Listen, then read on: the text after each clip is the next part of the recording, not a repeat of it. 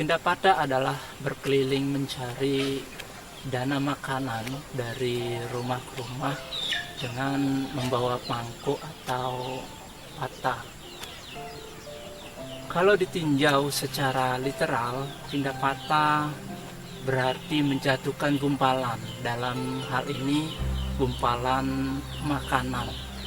Pindapata pada hakikatnya adalah cara seorang biku untuk mencukupi kebutuhan sehari-hari mereka.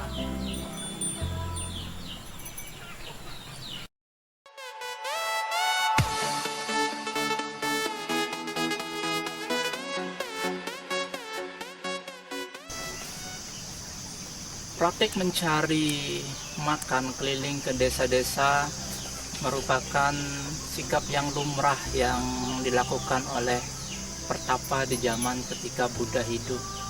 Bahkan praktek ini sudah diterapkan oleh pertapa-pertapa sebelumnya. Namun praktek pindapata adalah tradisi yang dilakukan oleh para Buddha dari awal waktu sampai saat ini maupun para Buddha yang akan datang.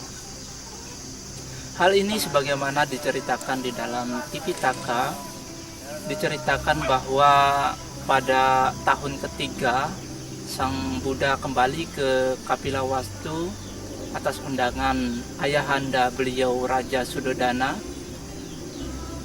Sang Buddha berserta rombongan yang berjumlah 20.000 biku berangkat dari Rajagaha menuju Kapilawatu. Sang Buddha berserta rombongan akhirnya tiba di Kapilawatu dan berdiam di Nigurodharama. Ayah beliau Raja Suddhodana dan penduduk berduyun-duyun menemui Sang Buddha. Karena mengetahui para orang tua suku Sakya memiliki watak yang sombong, Sang Buddha menunjukkan keajaiban ganda atau sering diistilahkan dengan Yamaka Patiharya kepada mereka semua. Api menyala di bagian atas tubuh beliau dan air memancar dari bagian bawah. Dan sebaliknya, setelah orang-orang suku Sakya dapat diyakinkan bahwa Sang Buddha telah mencapai kebudaan dengan menunjukkan Yamaka Patiharya tersebut, kemudian beliau duduk dengan tenang di tempat yang telah disediakan. Raja Suddhodana menanyakan kabar Sang Buddha dan mengajukan beberapa pertanyaan lainnya kepada Sang Buddha. Di akhir tanya jawab tersebut, ayahanda beliau Raja Suddhodana berhasil memperoleh mata dhamma dan mencapai tingkat kesucian Sotapanna. Berhubung tidak mendapatkan undangan makanan di istana, maka keesokan harinya Sang Buddha beserta rombongan memasuki kota Kapilawatu untuk berpindapata. Penduduk menjadi gempar. Memang mereka sering melihat seorang pertapa atau brahmana berpindapata. Tetapi baru sekarang mereka menyaksikan seorang berkasta ksatria atau katya, seorang putra raja berpindapata atau berkeliling mencari makan. Berita ini pada akhirnya sampai ke telinga Raja Suddhodana dan Raja segera menemui Sang Buddha dan menegur beliau. "Mengapakah engkau, anakku, melakukan perbuatan yang sangat memalukan ini? Mengapakah engkau, anakku, tidak datang saja ke istana untuk mengambil makanan? Apakah pantas seorang putra raja meminta-minta makanan di kota, tempat ia dulu sering berjalan-jalan dengan kereta emas? Mengapa, anakku? Mengapa engkau membuat ayahmu malu seperti ini?" "Aku tidak membuat ayah malu, oh Baginda. Hal ini memang sudah menjadi kebiasaan kita," jawab Sang Buddha dengan tenang. "Apa kebiasaan kita? Bagaimana mungkin tidak pernah seorang anggota keluarga kita meminta-minta makanan seperti ini? Dan anakku mengatakan bahwa ini sudah menjadi kebiasaan kita. Oh Baginda, ini memang bukan kebiasaan seorang anggota keluarga kerajaan, tetapi ini adalah kebiasaan para Buddha. Semua Buddha di zaman dahulu hidup dengan jalan mengumpulkan dana makanan dari para penduduk. Setelah Raja Suddhodana tetap mendesak agar Sang Buddha beserta rombongan mengambil makanan di istana, maka berangkatlah Sang Buddha berserta rombongan ke istana. Itulah sejarah bagaimana Pindapata merupakan tradisi yang selalu dilestarikan dari waktu ke waktu oleh para biku.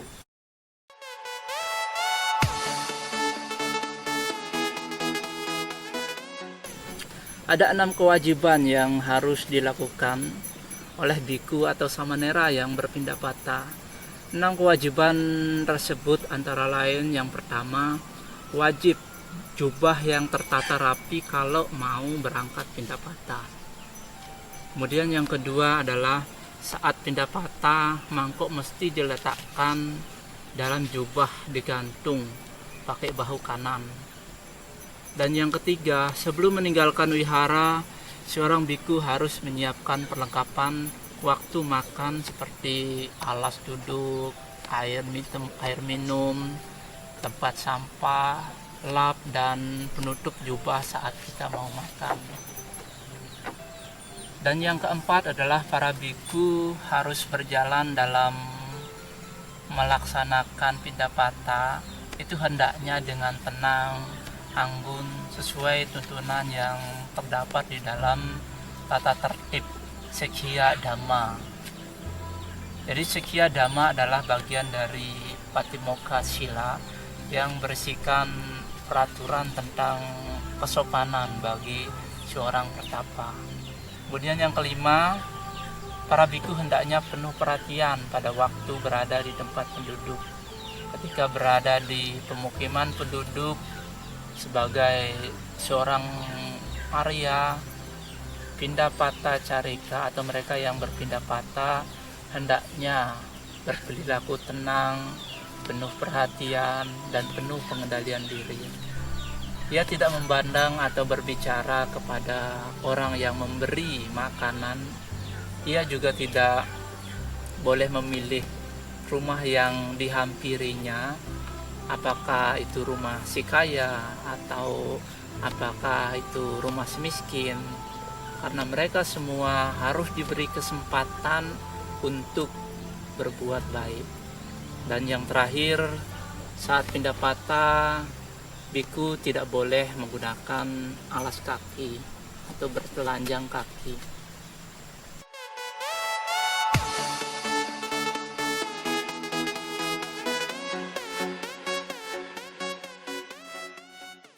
Manfaat pelaksanaan pindapata bagi umat Buddha adalah mereka punya kesempatan untuk melaksanakan praktek perdana setiap pagi. Dana kepada mereka yang menjalani kehidupan suci adalah berkah. Sedangkan bagi yang berkeyakinan lain, mereka bisa mengenal dan mungkin tertarik dengan ajaran Buddha. Contohnya di zaman Buddha, ada seorang yang bernama Upatissa dan Baya yang merupakan pengikut ajaran lain yang tertarik dengan ajaran Buddha setelah melihat para biku atau salah seorang biku murid Sang Buddha berpindapata.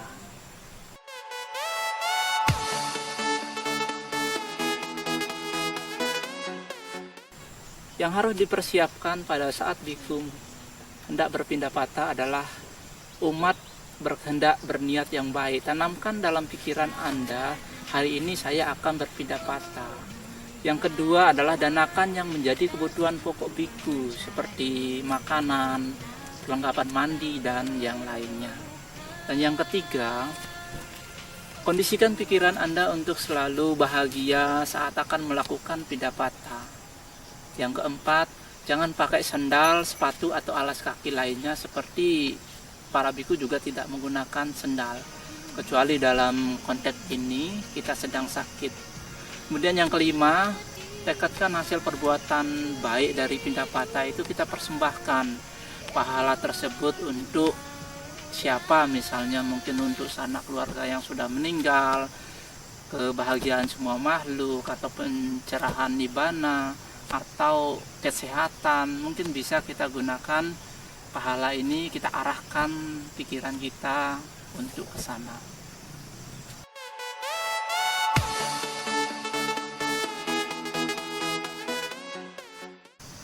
Kebiasaan para biku yang hendak melakukan Pindapata biasanya bangun pagi-pagi, kurang lebih jam 5 pagi. Mereka mengawali dengan bersih-bersih ruangan dan halaman putih, mempersiapkan pata, lalu berangkat Pindapata setelah matahari terbit. Pada zaman dulu, tolak ukur terang apa tidaknya, bisa apa tidaknya para biku Pindapata adalah apabila telapak tangan para biku itu sudah bisa terlihat. Itulah saatnya melakukan Pindapata keliling kampung. Kalau di wihara-wihara meditasi, mereka bangun lebih awal di pagi hari. Mereka bermeditasi selama 2-3 jam, baru kemudian mereka bersiap-siap dan berangkat Pindapata. Kenapa harus menunggu terang? Banyak hal yang melandasi hal ini. Salah satunya adalah agar biku terlindung dari binatang buas, karena di beberapa negara Buddhis binatangnya banyak sekali, seperti ular, lipan, kalajengking, laba-laba.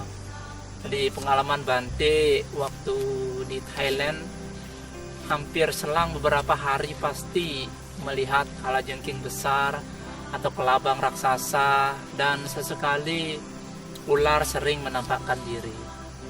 Waktu Bante kunjung di wihara meditasi miliknya Pak Aushiado di Myanmar, Bante juga melihat dengan tenangnya ular berjalan merayap di bawah kuti tempat para biku tinggal.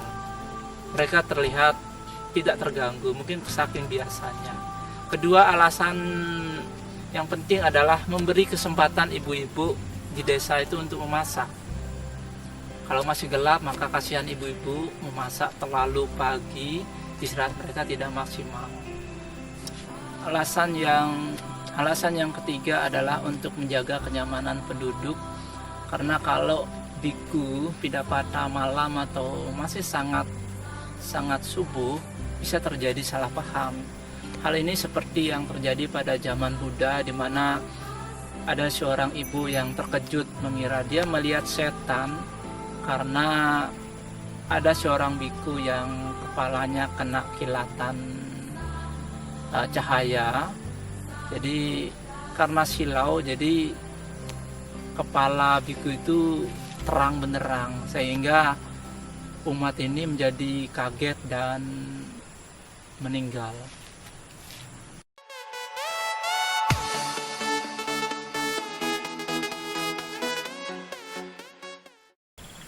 Kalau dibandingkan dengan negara-negara Buddhis seperti Thailand, Sri Lanka, Myanmar yang melakukan Pindapata rutin setiap hari, dan ada ribuan biku yang keliling.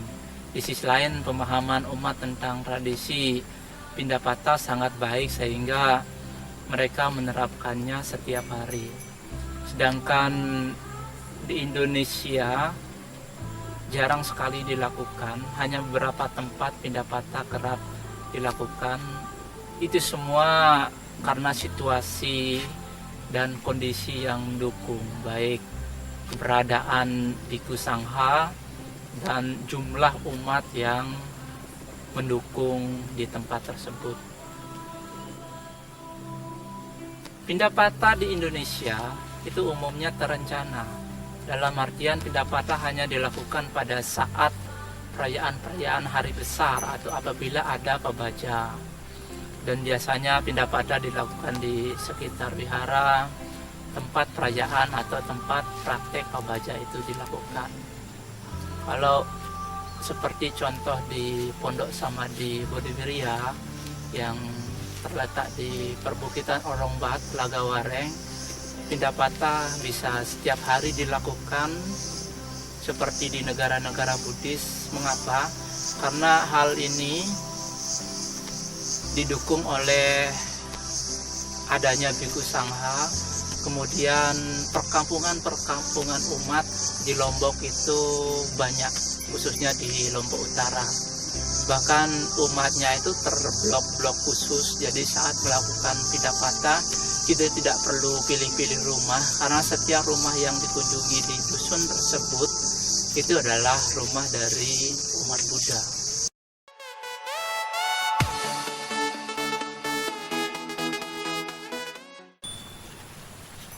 Hal ini untuk menjaga perhatian agar tetap fokus dan tidak buyar, dan juga untuk menjaga keanggunan bhikkhu saat berjalan, menghemat waktu berpindapata.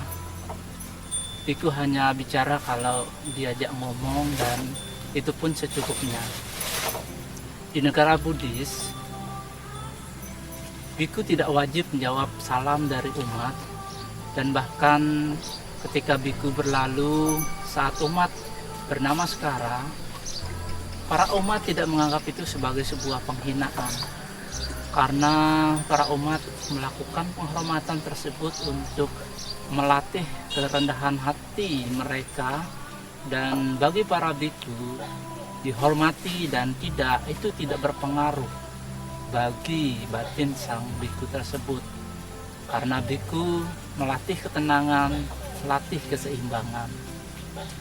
Namun di negara-negara yang agama Buddhanya tidak mengakar kuat, kadang-kadang terjadi salah paham apabila para bhikkhu tidak menjawab salam, dikira bhikkunya sombong atau angkuh. Hal ini terjadi karena gagal paham saja sesungguhnya. Tidak ada maksud untuk saling tidak menghargai satu sama lain.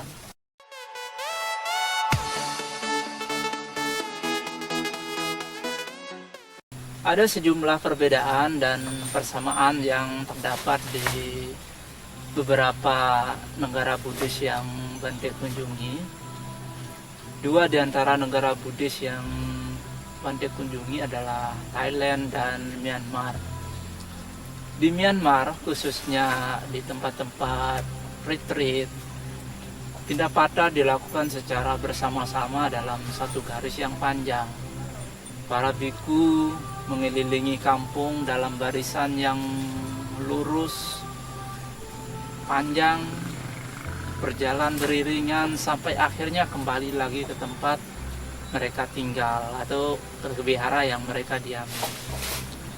Wihara meditasi yang menerapkan hal ini yang Bante sempat kunjungi adalah Seumin Forest Meditation Center. Dan kalau untuk Pak Ausiado, mereka menerapkan hal yang sama tetapi di dalam ruangan, tidak keliling kampung. Sedangkan untuk wira-wira lokal di Myanmar mungkin menerapkan hal yang sama, tapi Bante tidak pernah kunjung. Ada juga saya lihat mereka berpindapata secara individual. Di Thailand, pindapata yang dilakukan para bhikkhu adalah dengan berjalan sendiri-sendiri atau berkelompok, terdiri dari 2, 3 orang, 5 orang, 4 orang, ya, dan mungkin lebih. Mereka masuk ke dalam gang-gang pasar atau pedesaan. Jadi model pindapata ini Bante alami di Wat Tungpo, Buriram, tempat guru Bante Lumpo Art menetap. Jadi sebagai seorang pendatang baru, ya Bante wajib berpindapata menemani guru besar atau Lumpo, jadi mempersiapkan apapun yang mereka butuhkan. Dan ini merupakan berkah tersendiri bagi Bante karena bisa dekat dan bisa belajar banyak hal dari beliau, terutama Dharma, Vinaya, dan bahasa Thailand khususnya. Karena beliau bisa bahasa Indonesia, jadi gampang untuk mempelajari bahasa Thailand. Dan ada pengalaman seru ketika Bante pertama kali di Bangkok ya, pertama kali masuk ke Thailand dan tinggal di Bangkok. Kalau tidak salah di Wat Bawon Mongkol ya. Di sana pagi-pagi ketika mau pindah patah, ternyata para biku pada saat itu pada sibuk, jadi tidak sempat pindah patah. Ada yang urusan kuliah dan ada berpergian ke suatu tempat. Jadi saya harus berpindah patah sendiri, sedangkan saya baru satu kali di situ. Jadi saya sempat was-was, bisa nggak, tahu nggak jalannya, saya juga nggak bisa bahasa Thailand ya. Dan tiba-tiba lewatlah biku tua berjalan dengan cepat gitu, dan kesempatan itu tidak saya sia-siakan. Jadi Bante mengikuti dari belakang biku tua tersebut. Belum beberapa meter biku itu sudah menghilang entah kemana, entah masuk gang atau menghilang tiba-tiba. Bante tidak menemukan. Akhirnya Bante memutuskan untuk tetap berjalan berkeliling sesuai dengan jalur yang Bante berani lewati. Dan setelah agak jauh, Bante memutuskan untuk kembali lagi ke jalur wihara karena tidak ada yang mengisi patah dan jalurnya juga terasa asing, takut kesasar gitu. Baru setelah mau dekat masuk balik wihara, ternyata ada umat yang mengasihkan dana makanan. Jadi hari itu dapatnya cuman ya cukuplah nasi dan beberapa sayuran yang dibungkus. Di pengalaman itu bagi Bante sangat-sangat mengesankan sekali. Keesokan harinya Bante tetap pindah patah dengan cara yang sama. Bante tetap berjalan sendiri, tapi Bante mencoba jalur yang lain, mencoba mengikuti biku-biku yang banyak di situ. Dan akhirnya Bante tahu tempat-tempat yang memberikan dana makanan, dan hal itu menjadi kebiasaan rutin bagi Bante dan tidak menakutkan lagi.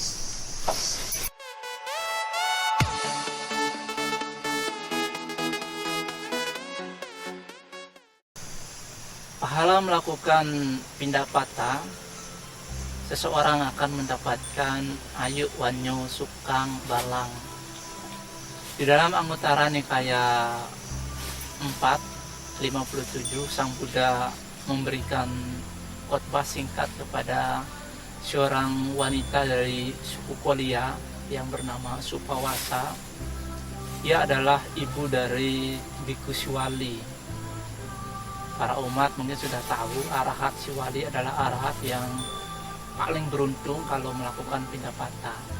Khotbah ini disampaikan setelah beliau menerima makanan darinya.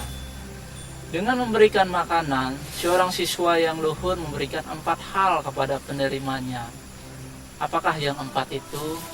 Dia memberikan usia panjang atau ayu, keelokan atau wanyo, kebahagiaan atau suka, dan kekuatan atau bala. Jadi ketika seseorang memberikan keempat hal ini, maka keempat hal ini pun akan kembali kepada seorang yang melakukan pindah patah. Jadi ini merupakan hukum sebab akibat. Bukan bikunya yang memberikan berkah, tetapi pahala dari kebaikan yang dilakukan itu akan kembali kepada para umat yang melakukan pindah patah. Jadi manfaat pindah patah sangat-sangat besar sekali dan sangat-sangat kita butuhkan. Kita semua membutuhkan kesehatan, kita semua membutuhkan wajah yang rupawan, kebahagiaan, dan kita pun ingin berumur panjang. Jadi apa salahnya kita menyempatkan diri kita berpindah patah setiap pagi sebelum kita melakukan aktivitas atau pekerjaan kita yang lainnya.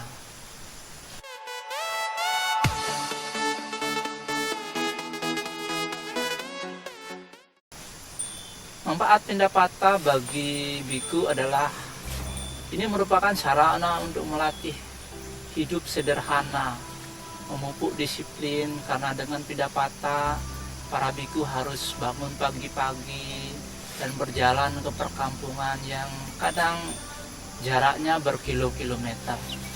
Poin berikutnya adalah biku bisa berolahraga. Dengan Pindapata, biku setiap pagi punya alasan untuk bergerak sehingga fisiknya terhindar dari berbagai macam penyakit.